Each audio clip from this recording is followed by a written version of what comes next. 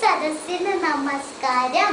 ഞാൻ ഇവിടെ പറയാൻ പോകുന്നത് പൊങ്ങച്ചക്കാരനായ ഒരു കാക്കയുടെ കഥയാണ്. പണ്ടൊരു കാക്ക തനിക്ക് സൗന്ദര്യമില്ല എന്ന് വിഷമിച്ച് നടക്കാറുണ്ടായിരുന്നു. ഒരു ദിവസം അവൻ കുറെ മയിലുകൾ പീലി വിടർത്തി ആടുന്നത് കണ്ടു. ഹായ് എന്തു ഭംഗിയാണെ കാണാൻ.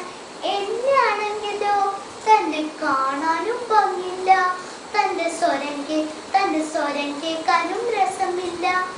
മയിലുകൾ പോയപ്പോൾ അവിടെ കുറെ മയിൽപ്പീലികൾ വീണ് കിടപ്പുണ്ടായിരുന്നു. കാക്ക അതെല്ലാം പെറുക്കിയെടുത്ത് തന്റെ ഒരു തൂവൽക്കിടയിൽ തിരികെ വച്ചു. ഹായ്, ഇപ്പോൾ എന്നെ കാണാൻ എന്തു ഭംഗിയാണ്, എന്റെ കൂട്ടുകാർക്ക് ഇതൊന്ന് കാണിച്ചു കൊടുക്കാം. കാക്ക വേഗം പറന്നു പോയി തന്റെ കൂട്ടുകാരുടെ അടുത്തേക്ക് ചെന്നു. കൂട്ടുകാരെ, എന്നെ കാണാൻ എന്തു ഭംഗിയാണല്ലേ, എന്റെ പുതിയ തൂവൽ കണ്ടോ? മയിൽപ്പീലിയൊക്കെ വച്ചു വന്ന കാക്കയെ കണ്ടപ്പോൾ കൂട്ടുകാർക്ക് അത്ഭുതമായി. ഇത്